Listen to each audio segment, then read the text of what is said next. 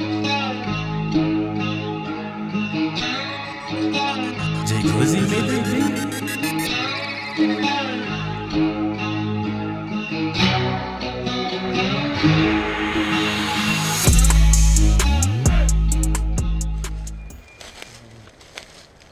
yeah, friends and fam. Good morning to you. It is April 30th. We're getting to the end of the month. And welcome back with yours truly. So this morning, it is 7:30, and we are gonna try something that I have never done before. Never. And I'm doing it for the channel, but I'm also doing it because I've had a long-standing interest in learning how to do this. And that is, we are going to hunt morel mushrooms. Morels are a very seasonal mushroom that only shows up in the middle stages of spring, so late April, early May. It's like a 3 to 4 week period where the morels pop up. And to be honest, I'm not going to stand in front of you here and tell you I'm an expert on morel hunting, because I've never done it. I have found them before by accident, but I've never actively hunted them. Apparently, morels are a decomposing organism. They're decomposers. They feed on the dead and decaying matter in the world around them, but they target trees that are dying, especially trees that are found in areas of very damp soil conditions. Based off of things I've read, the trees that they are most associated with are elms, sycamores, and catalpa, trees that are found close to the water and are associated with soggy soils. Now, we're not going into the water itself. We're just looking for damp soil areas where morels might be hiding. We're going to walk a couple miles down into an aquatic lowland area where I know there is a ton of those aforementioned tree species, especially slippery elms. And we're going to look for some dying specimens of those trees and try to find morels growing at the base of them. I don't have a clue what I'm doing. I just know where there's a lot of suitable plant matter for those little mushrooms to be growing. I know that it's a damp ecosystem where everything that I've read and seen lines up perfectly with this habitat. And it'll allow us to scout for turkeys and see the wildlife of the spring from a different perspective. So we're gonna get after it. I'm just gonna have the GoPro here on my chest rolling, and as I start picking up on a pattern, I'm hoping we can pull some morels out of these woods. Let's go confident. How about 10 morels? We want 10 morel mushrooms. We want to be able to say that we found our first batch, not our first one, but our first batch of mushrooms. So we're gonna roll with the number 10. Well, that's about all I know in terms of where to get started. I'm heading for a low creek bottom type area where there is lots of sycamore trees, lots of elm trees, lots of catalpas, a lot of aquatic species, and we are gonna go from there and see if we can't find some of these little things. Apparently they are delicious. So without further ado, I'm just gonna get walking, get my camera rolling, and see if we can't find some morels. Different type of video, but you know what? We're in the wilderness, and I mean the spring day. I don't know if you guys can tell, but it is fan-friggin-tastic morning. The geese are honking, the river's flowing, and we're out here hunting for mushrooms. So let's see what we can do. I think it'll be fun. So stick around, let's see if we get some.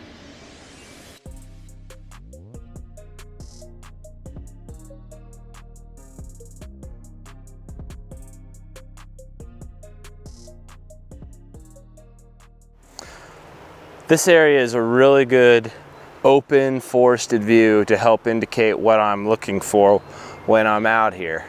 So check it out. This tree right here has living aspects to it, but it has a big dead snag hanging off it, and you can see bark starting to fall off it. You'll see as we get closer. And that tree doesn't have any buds up there, so I'm starting to think that that tree is dead or dying, and that is a fresh death. And that could just be what we are needing to find in order to find these morels.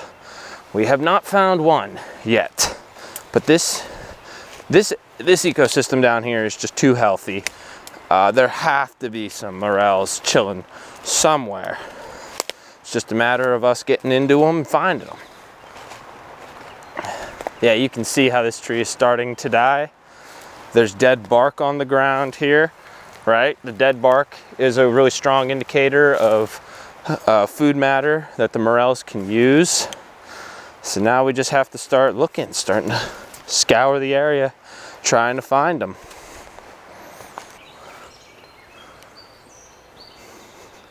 Kind of like what I was talking about before, we need to find the right trees. We got to find sycamores, elms, other bottomland dwelling aquatic species of tree. And you know, I haven't seen any yet, but that doesn't mean that they're not here. We're gonna keep our eyes peeled. That's a dying tree right there. And we're gonna walk up to that and see what's going on.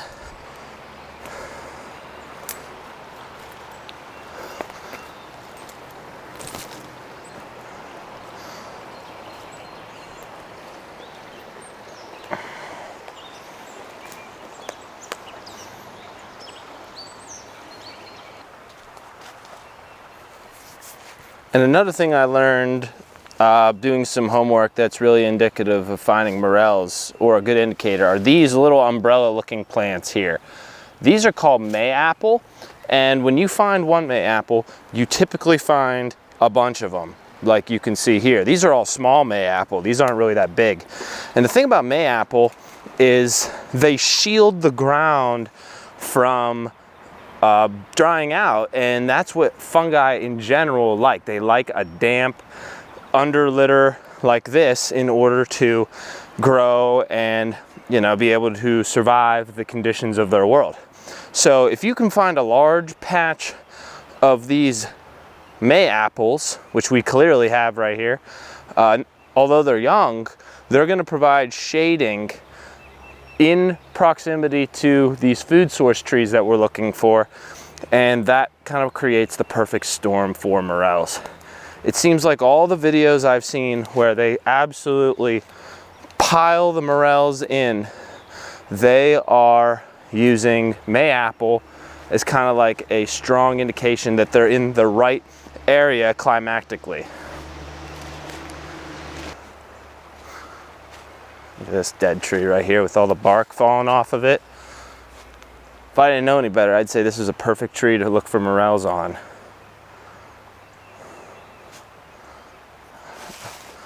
This is what all the videos I looked at show. They show these bark falling off the tree. It's an elm. This is what morel habitat looks like. This is the perfect storm.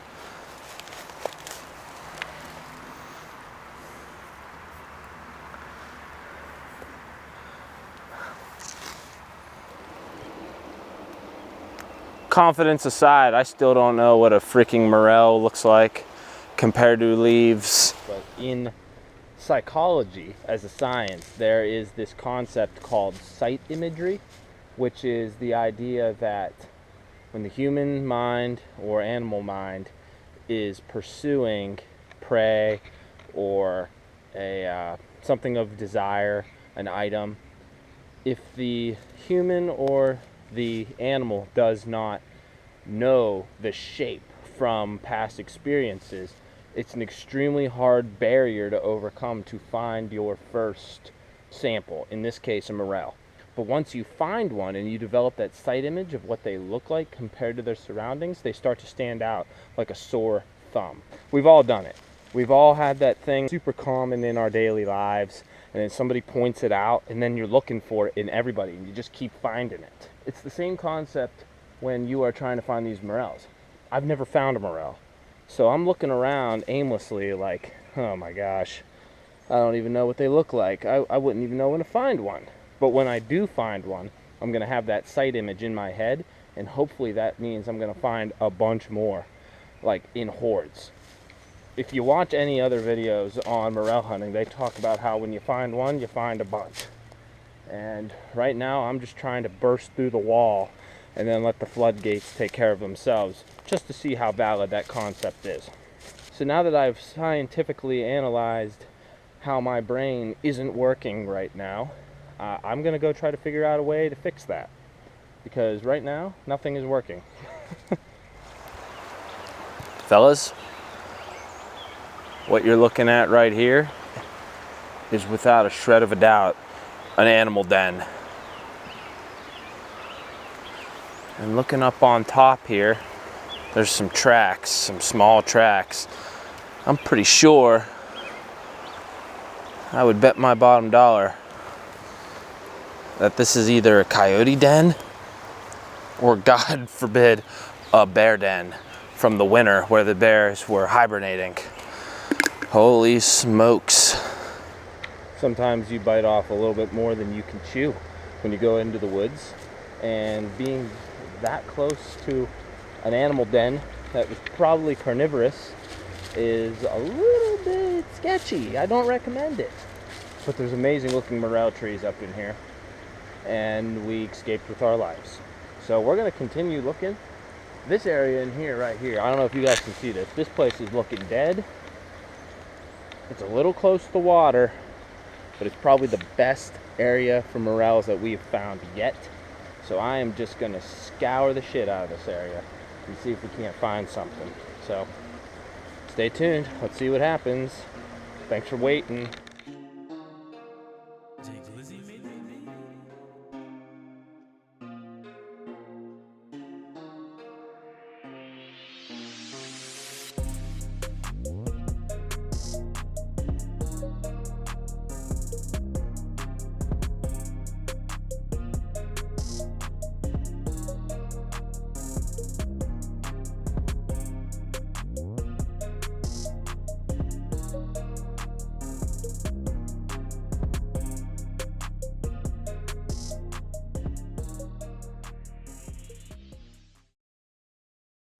Check out how greened out these maple trees are. It's unbelievable. Spring is coming, man. Spring is coming. So we're back on this main trail, and we should be able to just skirt this mountain, back up to the very top where it'll be flat and easy to walk.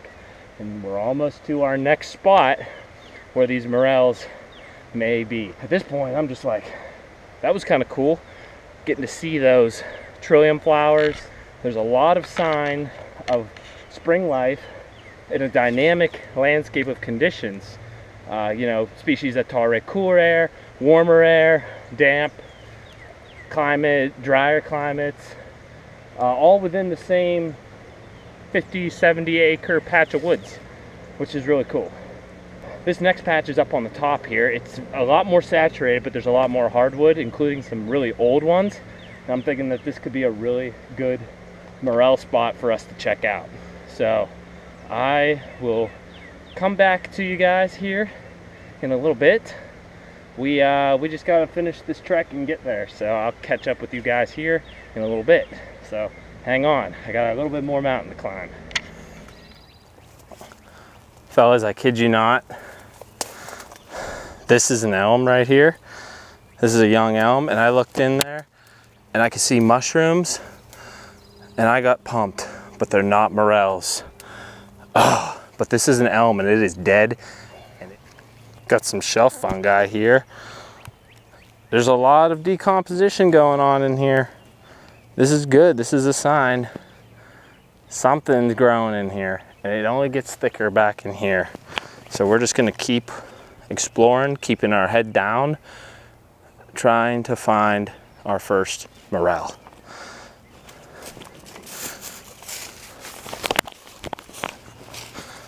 And what I have stumbled upon here are a pile of elm trees. These are all elms in here. And there's some elms that are starting to die. So we are going to investigate them. Guys, look at this. These are all elm trees. More elm sprouts here. So we are in the right area. It's a little bit more watery bottom in here. And there's a lot of elm trees. So it's just a matter of really paying attention to what we're doing, looking at the decomposed ones, and I think we have a legitimate shot. I'm more confident here than I've been in the entirety of prior searches based off of the forage, the tree forage that I'm seeing. Look at this. This guy is breaking down like crazy. Oh, there've got to be them. They have to be in here. Guys, check it out. I found my first morel. Oh my goodness. Can you guys see it? Wow, it's a small one. It's a real small one. But you know what? It's a morel and we're still gonna pick it. Looks like something kind of got to it already. The first morel mushroom. How about that? It is small though. It's really small. Well, now we got to keep our eyes peeled and see if we can't find some more of these babies. But how about that? My first morel mushroom found actually trying to find them. That is cool. Little, but you know what? We can say we got one. Let's see if we can't find some more. This is an elm. This is an elm tree right here, and it's freshly dead. And you can see the mayapple all over the ground. And that's where we found this little morel. I mean, it was that simple.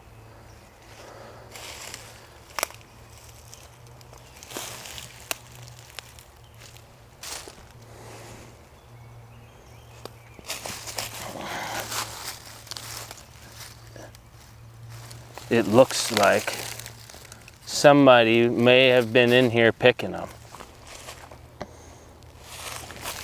Yeah, look at this. There's another one, and another one here. They're all destroyed though. Whatever was in here ate them. Whatever's been in here has been nibbling on them. Could be deer, could be anything really. But these are morels. I mean, that's kind of a second one. It's not a great one. It looks like it's actually been laying there for a couple days, but we'll keep it. We'll fry it up. We'll see what it does. So there's two, but it looks like you can see where the morels have been bitten off. And these were nice ones. Shoot. Well, this tree has definitely got them. So we are going to keep looking here. Well, that is slightly unfortunate that these morels have been bitten off, but there have to be more. There got to be more than just those. So we're going to keep really looking through this area, seeing if we can't find any more.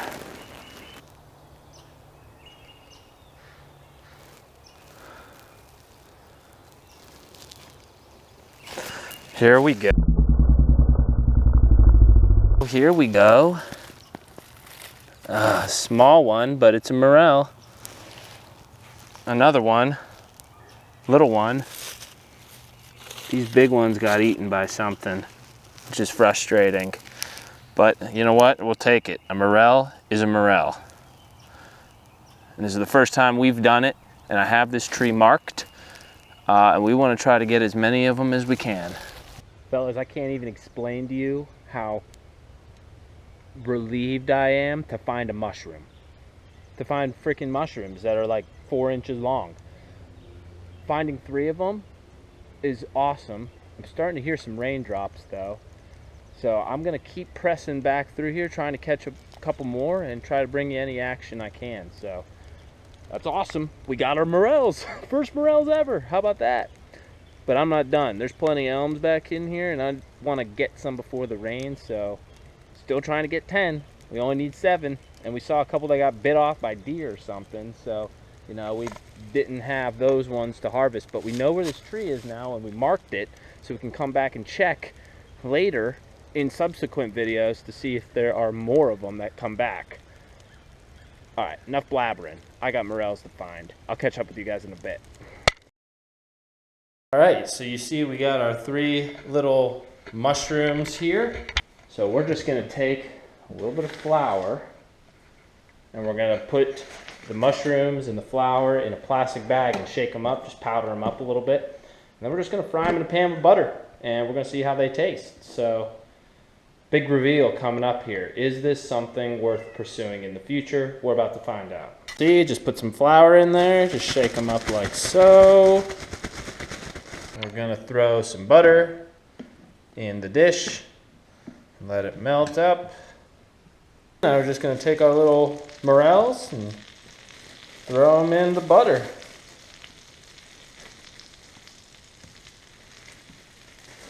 Just kind of like so. That's a nice one there, that's a bigger one. A little catch and cook, morel style. Who would have thought it? I really hope this works out because this would be a nice diverse meal, something different, something worth exploring and learning more about. You gotta love, going straight from field to table. Oh my God, it smells incredible. Holy shnikes. So I got my glass of water here for the big taste reveal. I'm really hoping this works out and this isn't gonna kill me. I don't think it will, but it's definitely an interesting experience here. I've never eaten a wild mushroom that I went out and got. So you're witnessing history here. First bite. This is the first morel right here I found. Let's see what it tastes like.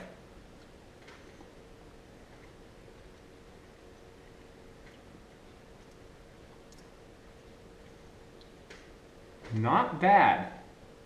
Not bad. That's actually really good. Wow. I would compare that to, man, it's almost like a meat. It's almost like a chicken-y meat. They almost taste like chicken nuggets. Now, they are pan-fried in butter and flour. But yeah, it tastes like a chicken nugget. That's exactly what it tastes like. Wow, it's good. I can't believe this. I can't believe how good these are. Holy smokes. Everything's good fried, but heck, this came right from the woods. This is the most organic food you get. Who would have thought it? A mushroom.